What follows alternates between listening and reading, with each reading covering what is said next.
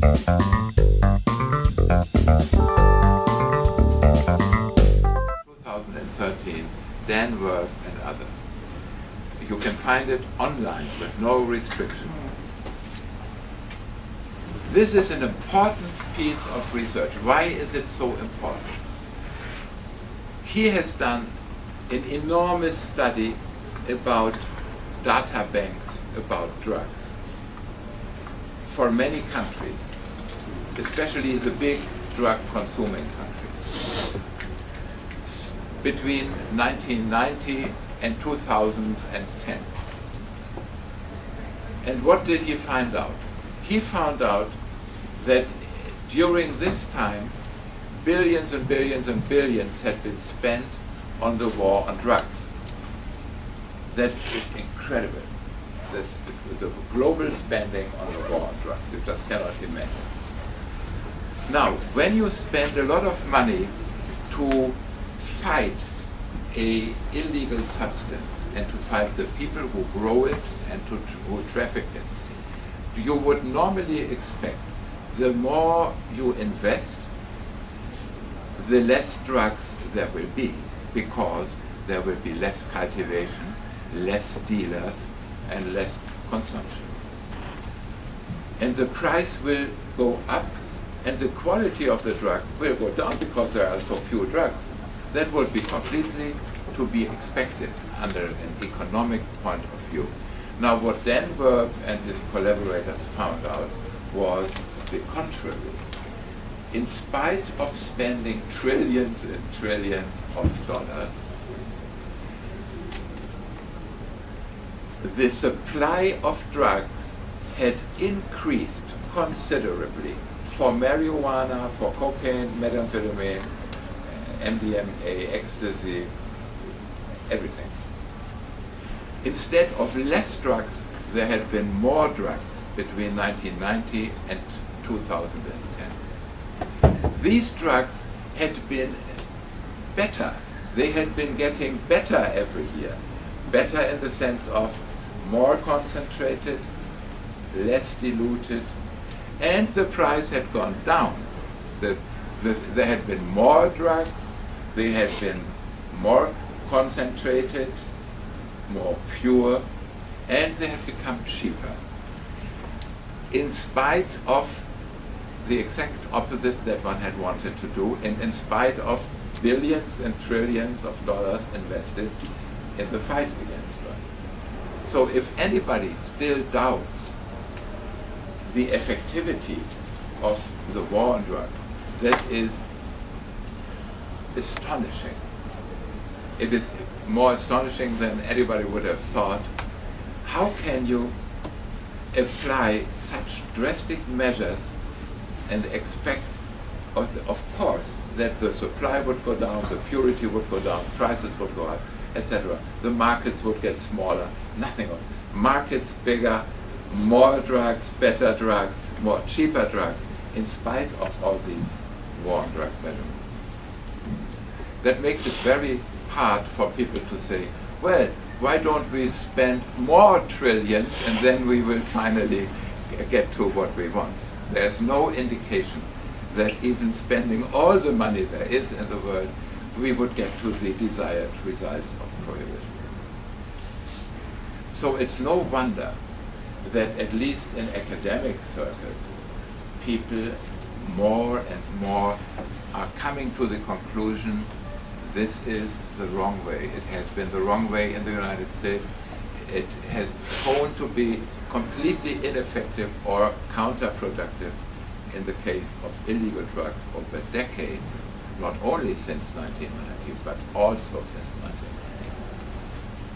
So even clever people in politics like Fernando Henrique Cardoso,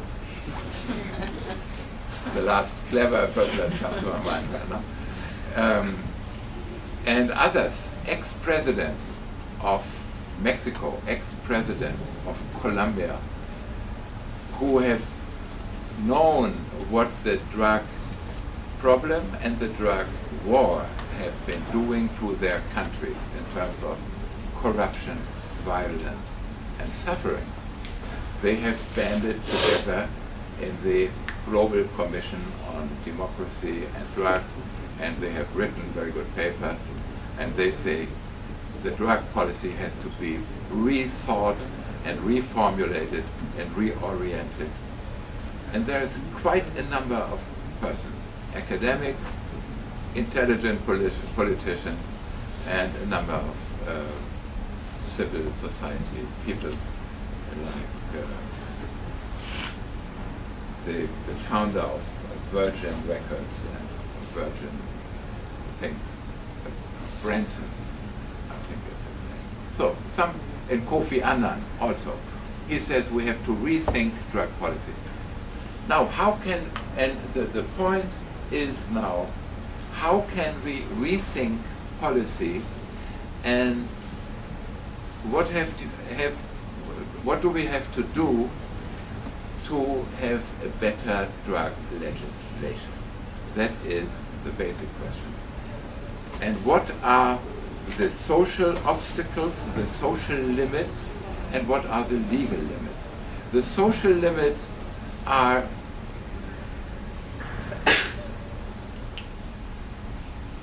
the fear of families for their children. They just see their family and they think prohibition helps us. So this is something we have to deal with, and this is not very easy. Because a normal family would say, well, if marijuana is legal, then my son will go and test marijuana and who knows what will happen. Another social limit is these families, they have been under the influence of mass media, which are also a drug, for decades. And they have been told these drugs are addictive. Once you try them, you are in danger of never getting free from them. So people have an image of drugs that is something like the devil. It's very close to the devil. And why do they have this image? Because our governments have been telling this all the time. All these drugs can be used in a controlled way, and nobody believes it, but that is true. And why don't people believe it? Because they have no experience.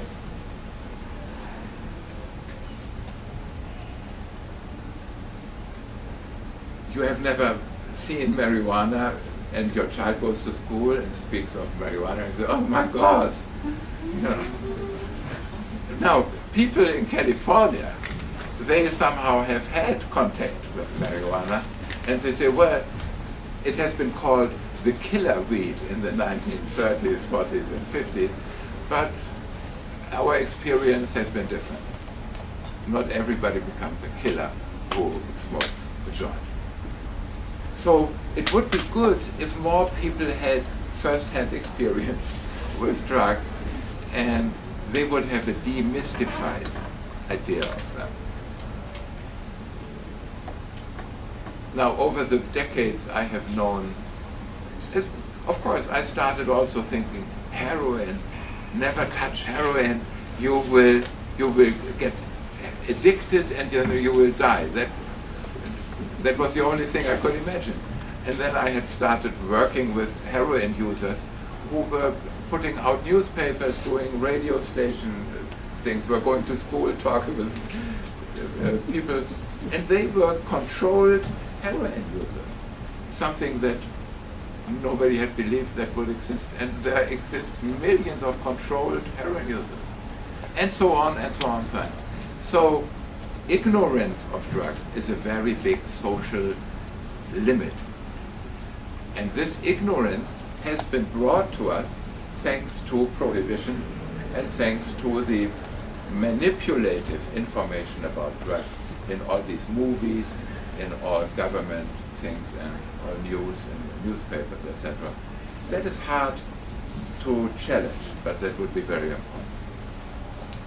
Also, of course, there are people who define themselves as good people against the bandidos la sociedad. And they are afraid of the non-working bandidos, do mal. And I have also heard the expression, sangue mau. Tem pessoas de mau sangue, or sangue mau. Então, there are the people that are good people, and they think there are other people who are the bad people. And of course, for a group identity, it is very important to identify yourself with the good and to stigmatize the bad ones. Otherwise, you might be in danger of sliding to the bad ones or being treated as a bad one. So you have to do all sorts of things to stay a good person. And one part of staying a good person is to criminalize and to support the prohibition for the bad persons. So they go to prison or they can be killed by the police, and the more the better. That is also a social limit. There is a belief system like this which is very difficult to change. Even in Holland, the majority of the population thinks cannabis users, they are maybe the bad people. And it's a miracle that they have this tolerant drug policy. It's also in Europe, it's practically everywhere you have that, but in some places you have it especially strong, and there, of course, the pro-prohibition ideas are very strong too. And then there are the churches that don't believe in drugs either.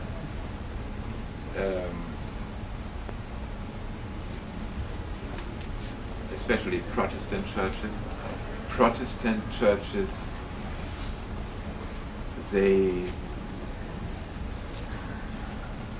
why is it that Protestant churches are so aversive against drugs? That is not so easy to answer. Well, they want you to lead a virtuous life. It's virtue, and it's also not to stray away from the right path. The right path is to believe, to pray, to be a good family member. And when you take drugs, you're not a good family member. And when you take drugs, you might ruin your own family and your own life. So that must be the thought. And this is a good thought. It's completely correct. The problem is that these Protestant churches think it is good to have their convictions also enshrined in criminal law. It's like when you belong to a vegetarian church and you say it's better if you do not eat meat, and maybe not even eggs. That might be better for your health. That is a good thing. And why should you not be a vegetarian? And why should you not make propaganda to be a vegetarian? But there's a big difference between making propaganda to be vegetarian and to say, well, I will put everybody in prison who eats meat. Bifinho, com arroz, feijão. Quem come bifinho junto com arroz, feijão, já vai para a cadeia. So, I have all the respect for people who are vegetarian, and they can make propaganda for it, but I think it's crazy to make vegetarianism a criminal law if you violate that. There's a big difference between your ideology and the criminal law is not there to put everybody in prison who doesn't share your ideology. And to say I'm against marijuana, that is an ideology, of course, it's good. Like you can say I'm against Marlboro or against any kind of cigarettes or against cachaça. That is a good thing to say, and I admire people who do not take cachaça. But I have also respect for those who do take cachaça like I do. But it's a big difference between having the freedom to be a vegetarian and to make propaganda for vegetarianism, or to say, I make vegetarianism a law, a criminal law for the whole country. That is such a big difference, and that is the decisive difference. I don't want to take the Protestant churches their ideas away. They have good ideas, and they are very good for society, as long as they stay their ideas, and as long as they make propaganda for this idea. Perfect. Cannot be better. But when they say, anybody who doesn't share my ideas about how one should lead one's life goes to prison or could be killed by a freaky policeman, I think that goes too far. Is that absurd to say? No, it's logical, but nobody understands. That's the funny thing about it. Well, Protestants will probably say,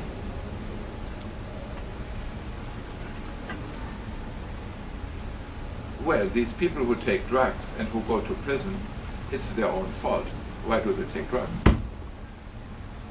You can probably say that. And I want to, in society, there is something going on that can be called a blame game. One of the reasons why I speak English is I don't have the vocabulary in Portuguese. I would not know how to translate blame game. It's like to blame is culpar. É um jogo de culpar pessoas. Ou eu culpo fulano tal, ou eu culpo fulano X. And I want to show you what I mean with the blame game. And that is very important for drug law reform.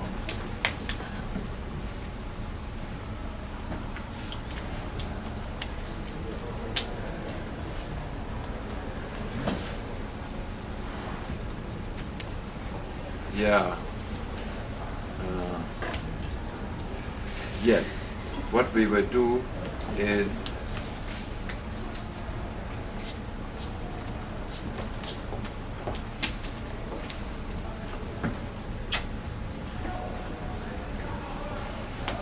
this is a small movie, and you see it is about the killing of a 22-year-old person with the name of Stephen Clark.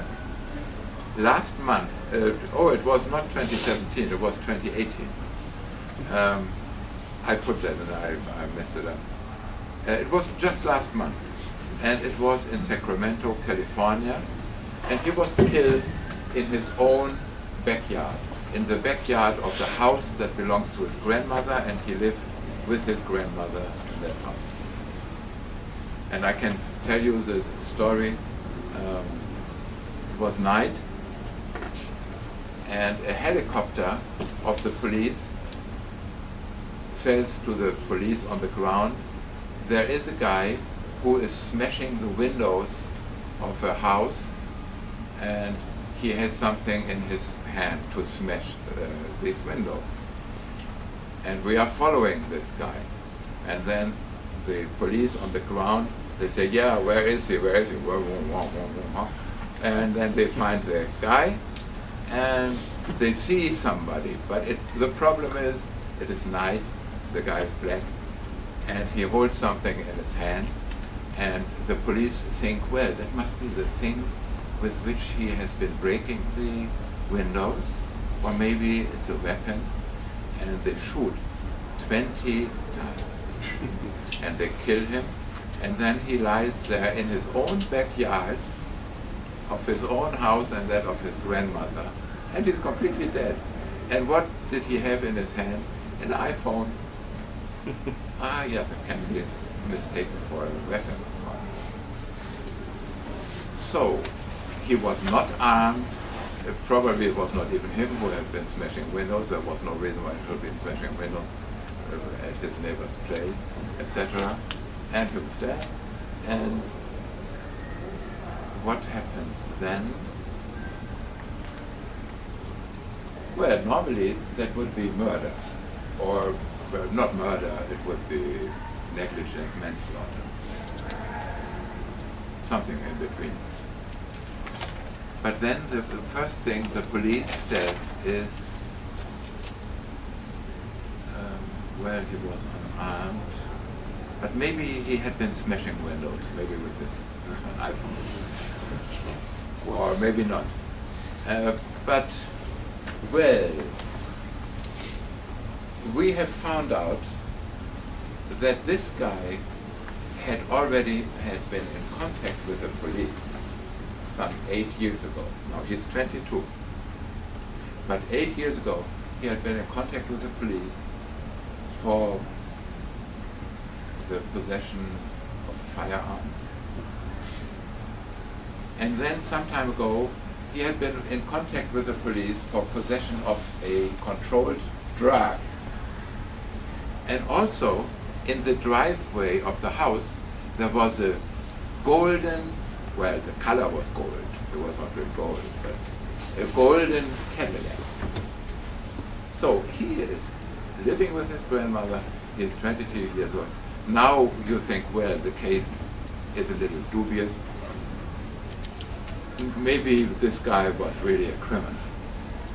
And so people tend to think, well, that is not so important that he is dead, because he may not have been doing criminal activities at the moment he was shot, but he may have been a criminal. Black Cadillac somewhere, and substances. I mean, to be associated with a controlled substance means, well, he is not one of the people of good. He is not Daubin. And the car also speaks something. Well, if there's a car like this, he is also not Daubin. Maybe he is a drug dealer. How could he have the money for a car? No. And this is the way the police is acting, because they know the population thinks like this. They could also have said, and this was also true, he was a young man and he was socially active, and he had 2 young kids of 1 year and 3 years, and he loved them and he was playing with them, and he was a good father and a well-respected person in his neighborhood. That was also true, but the police didn't say that. They said he had had contact with the police. Now, to have contact with the police as a young black person in California, this is the most normal thing in the world. When you're born as a black person, you probably have contact with the police. And when you're 35 or 45 and still alive, practically every black person has had contact with the police, because they look at you all the time and shoot at you all the time. So I just want to show you this thing. And then I want to discuss the question, who is guilty?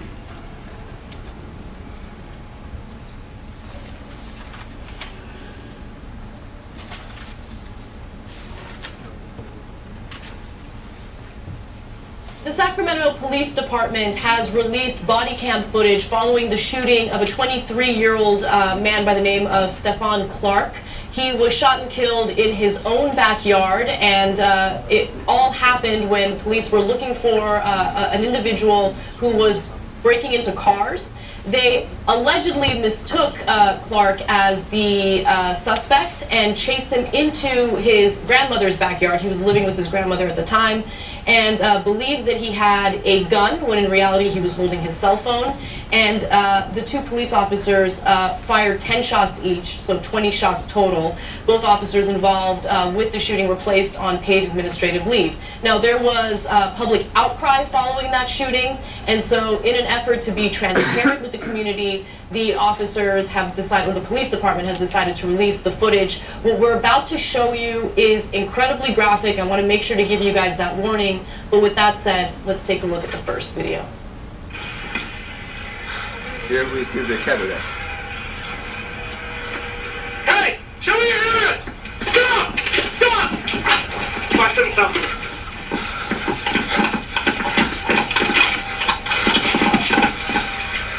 Show me your hands! Good! Show me your hands! Good, good, good! Show me your gun. And he shows the iPhone. 5-7, shots fired, subject, go!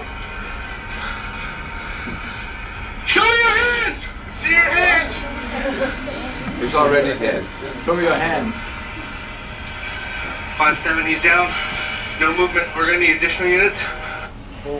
Yeah, we need additional units. It's hard to see, right? So now cops in the right wing will then use that as an excuse for, well, it was hard to see, so they didn't know if he had a gun or not. If you didn't know if he had a gun or not, maybe you shouldn't have killed him. So when I see that it's hard to see, I get that the cops have a tough job, and if you're in that backyard and that guy's running, by the way, the report was that the guy had what they're calling a toolbar, presumably a crowbar, right? What is he gonna throw it at you? Did he switch the crowbar for a gun? When did he switch? But that's a very good analysis in this thing. So when you look So, up this page, One of the things that we talk worthwhile about to a look at lot it. when these stories come up is